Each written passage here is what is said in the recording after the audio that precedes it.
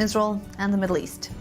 215 rockets have rained in over the north of Israel, coming from southern Lebanon, all since this morning. Sirens blaring throughout the day in some of the largest rocket barrages to date.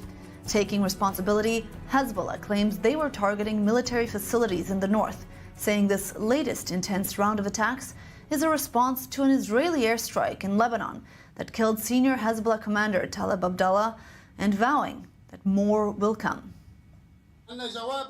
Our response after the martyrdom of Abu Talib will be to intensify our operations in severity, strength, quantity and quality.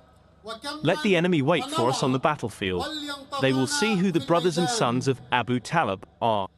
U.S. Secretary of State Antony Blinken, speaking at a press conference in Doha just a short while ago, criticized Hamas's latest response to Israel's hostages for ceasefire deal proposal. Earlier today, Gaza's ruling Hamas terror group finally responded to the proposal, saying they had some amendments. But Israeli officials say all the changes mean the response is basically a de facto rejection. The proposal was originally presented by U.S. President Joe Biden nearly 2 weeks ago. The amendments made by Hamas aren't public, but according to an Israeli source, they, quote, change all of the main and most meaningful parameters. But with you, I just want to know what is the latest information we have on the fighting on the ground in Gaza. So the combat is continuing. Certainly here in the north, it seems to be taking place at a lower tempo than we've seen previously. There has been a few bursts of machine gun fire and artillery taking place here, but there's not been the major airstrikes that we usually see when large combat operations are taking place. Further south inside the Gaza Strip, in the central parts of Gaza and in the southern parts of Gaza City, it's understood that combat continues there. Both the IDF and Hamas saying that they are attacking each other in those locations. And in the far south of the Gaza Strip in Rafah, the IDF continues its operation in the city to essentially to dismantle the last major stronghold of Hamas, to cut its connections across the border, and to attempt to put increased pressure on Hamas.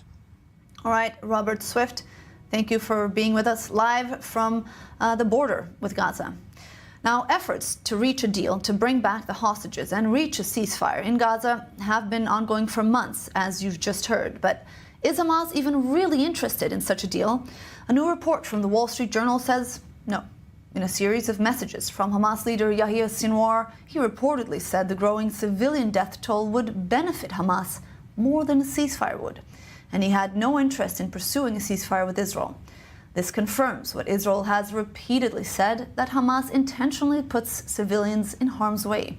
It's a terror tactic used to gain international sympathy and to pressure Israel. Thus, we'll get back to now the United Nations is accusing Israel of committing crimes against humanity during the war in Gaza, including the crime of extermination, murder, and gender persecution against Palestinian men and boys. The claims are based on an investigation which also accuses Palestinian terror groups like Hamas of committing crimes against humanity in Israel and Gaza. Now, the report is expected to be shown to the UN Human Rights Council next week. Israel rejects the findings, accusing the UN Commission of systematic anti-Israel discrimination. The UN Human Rights Office also said that Israel might have committed a war crime when over 270 Palestinians were killed during an IDF raid to release 4 hostages held in Gaza since October 7th. Now, one of several emotional reunions following the daring hostage rescue on the weekend, taking place the following day when the parents of 27-year-old Andrei Kozlov touched down from Russia. He collapsed on the floor when he saw his mother. Earlier, Andrei's mother, Yevgenia, and his father, Mikhail, spoke to our sister channel, the French channel.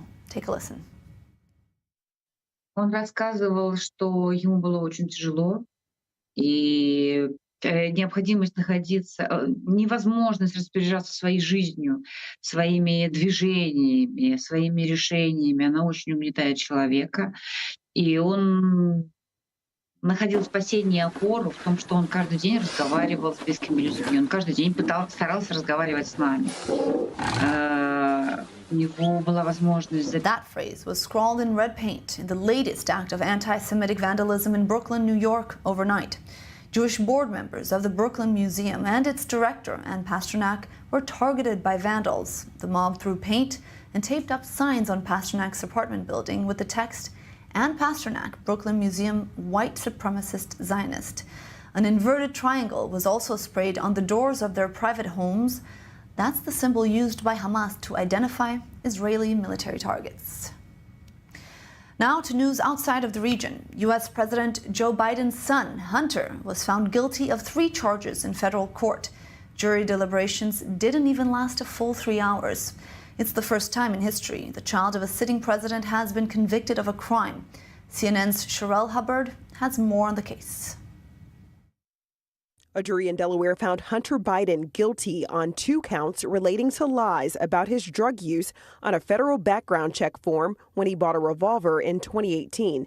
His other charge was related to possessing a firearm while addicted to or using illegal drugs. Ultimately, this case was not just about addiction, a disease that haunts families across the United States. For reaction, we now welcome freelance journalist Andalucia Noel Soloff. She joins us from Mexico City. What a moment. President Claudia Sheinbaum is breaking barriers. The first woman president of Mexico, the first Jewish president, historic indeed. Talk us through the significance of this landslide victory. Yes, it is indeed a historic moment, and it is an enormous landslide. All polls indicated that she would definitely win, but I don't think any polls beforehand indicated that she would win essentially with double the amount of votes of the other candidate, the opposition, who is Xochitl Galvez, also a woman. So we did know that we would have a woman as president, but it wasn't clear that she would win by such a landslide. Finally, around 11 o'clock last night is when the National Election Institute took to the television to announce the results based on the percentage of the count that they already had. And also Claudia's party, which is the ruling